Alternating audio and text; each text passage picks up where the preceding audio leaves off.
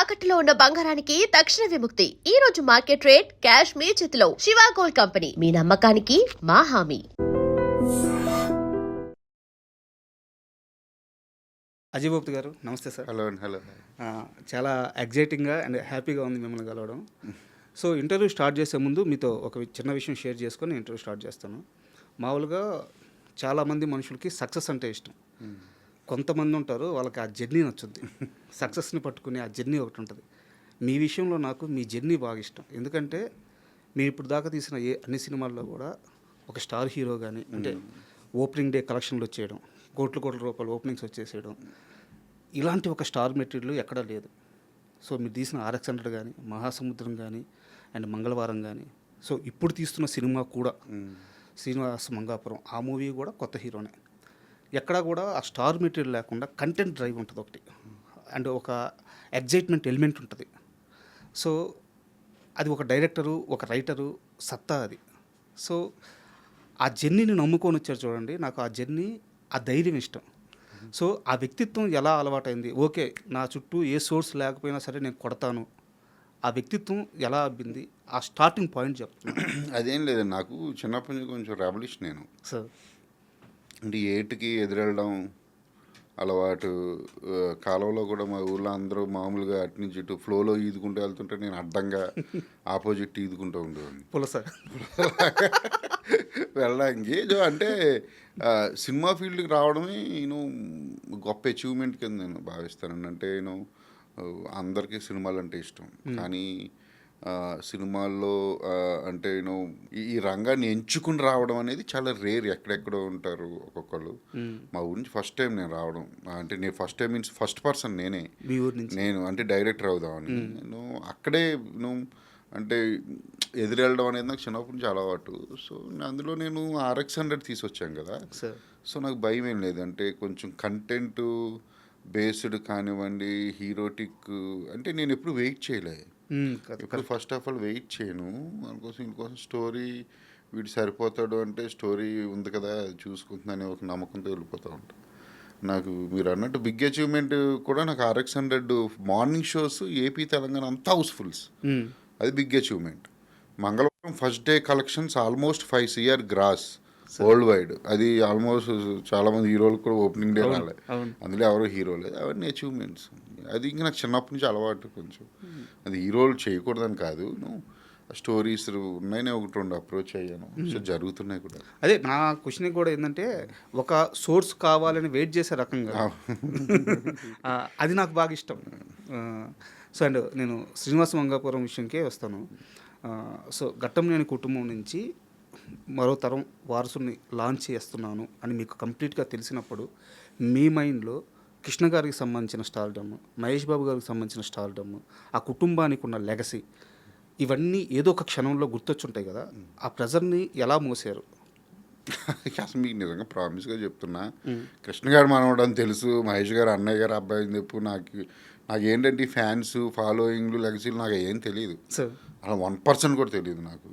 ఒక అబ్బాయిని ఇంట్రడ్యూస్ చేయమంటున్నారు, సరే నేనేమో వేరే ప్రాజెక్ట్ మీద ఉన్నాను అప్పటికి. మంగళవారం ఆల్మోస్ట్ సరే అని చెప్పి కొంత ఆలోచించాను ఫస్ట్. అంటే టైం ఏంటి, అసలు దేని తర్వాత ఏం చేయాలని కొన్ని థింగ్స్ జరిగిన తర్వాత చేసేద్దాం అనుకున్నాను. అంటే పెద్దేమో ఆలోచించలే, అవన్నీ నేను పట్టించుకోను, ఈ రోజుకి పట్టించుకోను.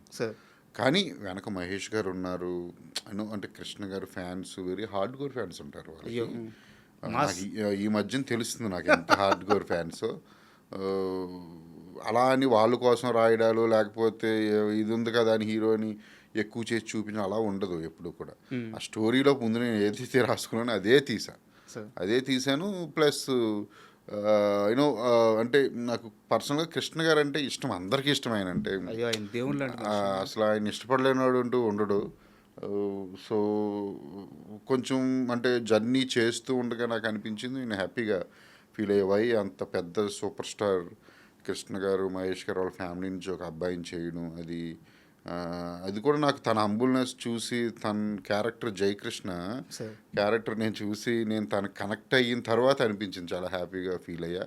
మోర్ కాన్సన్ట్రేషన్ చేశాను తన మీద. సార్ అండ్ యాక్చువల్గా హీరో హీరోయిన్ మధ్య ఒక కెమిస్ట్రీ ఇలాంటి ఒక వర్డ్ వాడతారు. నేను మొన్న అక్కడ ఇంటర్వ్యూ ఉన్నాను, హీరో గారిని ఇంటర్వ్యూ చేయడానికి అక్కడ వెయిట్ చేస్తున్నాను, మీరు వచ్చారు. మీరు గట్టిగా పిలవడం కూడా పిలవలేదు. అలా చూశారు, హీరో గారు మిమ్మల్ని చూశారు, ఇద్దరు కలిసి లోపలికి వెళ్ళిపోయి డోర్ వేసుకొని డిస్కషన్ చేసుకున్నారు. ఏందబ్బా వీళ్ళిద్దరి మధ్య ఇంత ర్యాపు. మేమిద్దరం చాలా బాగుంటామండి. అంటే జేక్స్ నేను ఎవరితో అయినా అంటే నేను తను చెప్తే ఇంతకుముందు అన్నాం కదా హంబుల్ పర్సన్ అని. అండ్ నాకు చాలామంది కనెక్ట్ అవ్వరు, చాలా తక్కువ మంది కనెక్ట్ అవుతారు.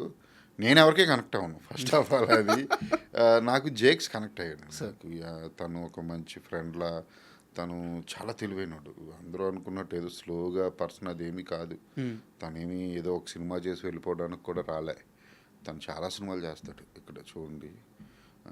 చాలా తెలివైన వాడు, సినిమాల మీద అవగాహన ఉంది. ఏ విషయం మీదైనా సరే డిస్కషన్ చేస్తాడు నాతో, అంత ఉంది. నాకు అది ఇష్టం.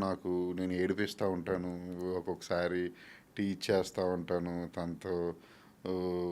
తను అంటాడు మీరు నా ఫ్రెండ్ అని. నన్ను అంటే నేను యాక్సెప్ట్ చేయను అంటాను, జోక్ చేస్తా. నాకు కనెక్ట్ అయ్యాడు, అందుకే కొంచెం బాగుంటాం మేమిద్దరం. నేను, రాషా, జేక్స్, మేము ముగ్గురం అసలు మామూలుగా ఉంటాం. సో ఇప్పుడు దాకా మీరు అతని పర్సనాలిటీకి సంబంధించిన విషయాలు చెప్పారు. మీకు ప్రాజెక్ట్ ఓకే అయిన తర్వాత మీరు డే 1 జయకృష్ణని చూసినప్పుడు ఆ కుర్రాడు ఎంత ప్రిపేర్ అయ్యి ఇండస్ట్రీలోకి వచ్చాడని మీకు అర్థమైంది డే 1? అంటే నాకు అంతకు ముందు ఏం ప్రిపేర్ అయ్యాడో తెలియదు. నాకు ఒక్కసారి ఓకే అని నేను అనుకుంటే మటుకు ఏం ప్రిపేర్ చేయించాలో నాకు తెలుసు బాగా. అది నేను చేయించుకున్నా. నాకు తర్వాత తెలిసింది అతను అక్కడ ఇక్కడే యాక్టింగ్ నేర్చుకున్నాడని అవన్నీ. తను అవన్నీ పట్టించుకోలే. వన్స్ నేను ఓకే అనుకున్నాక నాకు ఆ క్యారెక్టర్లోకి ఎలా తెచ్చుకోవాలి, ఎలా చేయించుకోవాలి, ఎంతవరకు ఏది వచ్చి ఉండాలి అన్న ఫుల్ క్లారిటీ ఉంటుంది. అవన్నీ నేను చెప్తానని కాన్ఫిడెన్స్ ఉంటుంది. అంత ముందు ఏం పట్టించుకోలేదు నేను. టీజర్లో ఒక షాట్ ఉంటుంది సార్, ఒక యాక్షన్ సీక్వెన్స్ షాటు. మామూలుగా హీరో కాల్చవచ్చు, ఆ గాల్లోకి ఎగిరి అలా అంటే గాల్లో పడుకున్నట్టు ఉంటుంది. అక్కడ తన ఐస్ ఆ ఇంటెన్సిటీ, అంటే నేను కంపేర్ చేయడం తప్పు, బట్ అర్థం అవడానికి, ప్రేక్షకులకు అర్థం అవడానికి చెప్తున్నాను. మహేష్ బాబు గారి కళ్ళల్లో ఆ ఇంటెన్సిటీ ఉంటుంది. నాకు ఆ షాట్లో నిజంగా ఈ కుర్రాడు ఏడడానికి వచ్చాడు అనిపించింది. నాకు షూట్ చేస్తున్నప్పుడు కూడా చాలా షాట్లో, లాంగ్ షాట్లో కొన్ని వాటిలో మహేష్ బాబు గారు లాగే నేను మహేష్ బాబు లాగే అంటే నువ్వు ఒకే ఫ్యామిలీ కదా. నేను ఒక రోజు అన్న జేక్స్ దగ్గరికి వెళ్ళి నేను మహేష్ గారితో సినిమా చేయనండి చాలా కన్నా నవ్వుతా. తన స్క్రీన్ ప్రజెన్స్ చాలా బాగుంది జయకృష్ణది. మీరు ఒకసారి సినిమా చూసిన తర్వాత తెలుస్తుంది మీకు, చాలా బాగుంది స్క్రీన్ ప్రజెన్స్.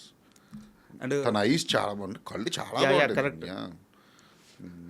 నాకు ఈ సినిమా విషయంలో నాకు బాగా నచ్చింది ఏంటంటే, నాకు పర్సనల్గా ఒక అభిప్రాయం ఉంటుంది సార్. నేను చాలా ఇంటర్వ్యూలో ఓపెన్గా కూడా చెప్పున్నాను. ఇప్పుడు కూడా ఇండియాలో top 5 biggest super actors list తీస్తే ఖచ్చితంగా అందులో మోహన్ బాబు గారు ఉంటారు. అది నా పర్సనల్ ఫీలింగ్. ఎందుకో ఆయన్ని మనం అంటే ఆయన 500 పైగా సినిమాలు చేశారు, అది వేరే విషయం. తర్వాత సెకండ్స్లో ఎందుకో మన ఇండస్ట్రీ ఆయన సరిగ్గా వాడుకోలేకపోయింది. బట్ మీరు ఈ సినిమాకి ఆయన కాస్ట్ చేసిన తర్వాత నాకు ఎక్కడ మోహన్ బాబు కనిపించట్లేదు, ఒక కొత్త మోహన్ బాబు కనిపిస్తున్నారు. సో ఆ క్యారెక్టర్ కోసం మీరు తీసుకున్న జాగ్రత్తలు ఏంటి? అంటే అంటే నేనేమో పెద్ద జాగ్రత్తలు అయ్యా నేను తీసుకోలేదు. నేను నా క్యారెక్టర్ ఏంటి, దీని లుక్ ఏంటి అని ఆయనతో చెప్పాము. దగ్గరుండి లుక్ టెస్ట్ చేయించుకున్నాను. ఆన్ ద సెట్కి వచ్చిన తర్వాత కూడా ఆయన పర్ఫార్మెన్స్ వైజ్గా అదంతా కూడా ఆయన అడిగాడు నన్ను, ఎలా చేయను ఏంటి, ఎంతవరకు చేస్తే బాగుంటుందా అని. నేను చెప్పేవాడిని, సార్ నాకు ఈ బాడీ లాంగ్వేజ్ కావాలి, ఇది కావాలి, నా క్యారెక్టర్ తప్ప ఇంకేది కనిపించకూడదు. అవన్నీ కూడా మేము ఇద్దరం డిస్కస్ చేసుకున్నాము. మోహన్ బాబు గారు అంటే ఆయన దగ్గర జెన్యున్గా ఉంటే అంటే ఆయన ఎంతలా కనెక్ట్ అవుతాడంటే షాక్ అవుతారు మీరు. ఆయన ఎప్పుడన్నా ఫోన్ చాలా రోజులకు కానీ నేను చెయ్యకపోతే ఆయన హర్ట్ అవుతారు పాపం. అంటే చాలా మంచి ఆయన అండి యాక్చువల్లీ. అదే చెప్తున్నాను కదా, మనం ఉండడాన్ని బట్టే అవతలవాడు ఉంటాడని. అసలు మీరు నమ్మరు, హీరో హీరోయిన్కి మధ్య ఉన్న కెమిస్ట్రీ కన్నా సినిమాలో నాకు మోహన్ బాబు గారికి మధ్య ఉన్న కెమిస్ట్రీ ఎక్కువ. అది చాలా బాగుంది. అంటే మీరు సినిమా నుంచి బయటకు వచ్చిన తర్వాత కూడా క్యారెక్టరే గుర్తుంటుంది. అది అలా చెయ్యడం ఆయన గొప్పతనం. ఒప్పుకుని నువ్వు ఏది చెప్తా చేస్తాను అజయ్ అని చెయ్యడం ఆయన గొప్పతనం.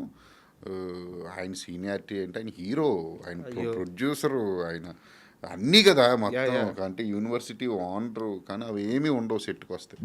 డైరెక్టర్ కూర్చోకపోతేనే కూర్చోడు ఆయన. అసలు నేను నుంచుంటే ఆయన నుంచుని ఉంటాడు. ఆయన వేరే అసలు మోహన్ బాబు గారిది వేరే. నేనేమంటా అంటే ఎవరిని మిస్ అవ్వద్దంట. న్యూ డైరెక్టర్స్ ఎన్న క్యారెక్టర్స్ ఉంటాయి ఇప్పుడున్న డైరెక్టర్స్ అవి కూడా అసలు ఆయన ఒప్పించగలిగితే ఆయన ఖచ్చితంగా 1000% ఆ క్యారెక్టర్ని నెక్స్ట్ లెవెల్కి తీసుకెళ్ళిపోతారు.